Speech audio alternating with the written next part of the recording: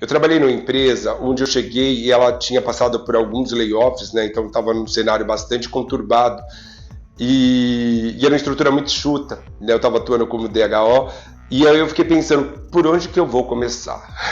E aí eu olhei os processos de RH, eu falei, a melhor coisa que eu preciso fazer um diagnóstico. E olhando para o contexto da empresa como todo, o melhor diagnóstico que eu posso fazer é uma pesquisa de clima. Sabe que existe no mercado, né, quando eu falei que ia fazer a pesquisa de clima, eles falam, mas eu não quero saber se as pessoas estão felizes, eu já sei que não estão, eu quero saber quem eu preciso demitir, quem eu preciso contratar, o que eu preciso ajustar.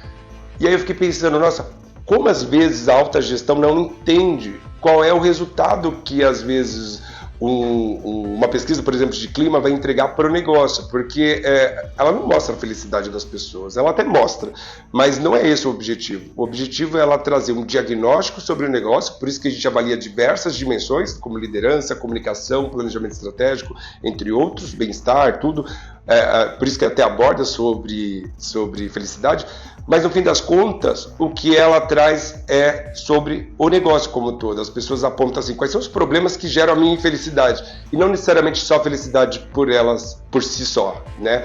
E aí, eu tive a autorização para fazer essa pesquisa de clima. E quando eu apresentei o resultado, né, apurei o resultado e fui apresentar esse resultado para a alta liderança, a gente conseguiu identificar 5 fatores que eram prioridades para que fossem desenvolvidas. Primeiro, planejamento estratégico. Segundo, comunicação. Terceiro, uma definição de um produto mais claro, porque isso não era claro dentro do negócio. Quarto, desenvolver a liderança. E quinto, desenvolver as pessoas. Então, quando a gente olha para o resultado dessa pesquisa, por exemplo, apenas 2 fatores eram praticamente 100% parte do RH. Todos os outros 3 eram problemas que deveriam, plano de ação que deveria ser executado pelo negócio. Né? E aí, depois desse resultado, e essa liderança entendendo aquela informação como era importante, eles se reuniram para fazer o planejamento estratégico. E aí foi quando eu tive um insight. Como as coisas que a gente entrega dentro do RH, elas são desconectadas do negócio, porque quando eles fizeram o planejamento estratégico, para mim fez todo sentido, porque eles usaram aquelas informações também para definir qual era a estratégia que seria feita.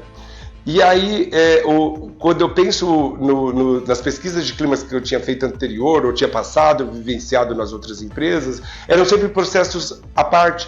Tinha um planejamento estratégico que falava sobre negócio e tudo mais, falava até sobre pessoa, mas não em primeiro plano, e tinha-se a pesquisa de clima que era conduzida pelo RH, que tinha que definir o plano de ação, e aí ficavam 2 planos em paralelo. Você acha que qual que as pessoas iam priorizar? A estratégia. E esse sempre ficava em segundo plano. E por que não? Antes do planejamento estratégico, fazer um ciclo da pesquisa de clima, e ao invés de criar um plano de ação só sobre a pesquisa, incluir essa pesquisa para que seja analisada no plano estratégico. E aí, ao invés de ter 2 coisas rodando em paralelo, ter uma conectada, onde todo mundo entende o resultado da pesquisa, com a estratégia, como isso se conecta com o que a empresa quer alcançar.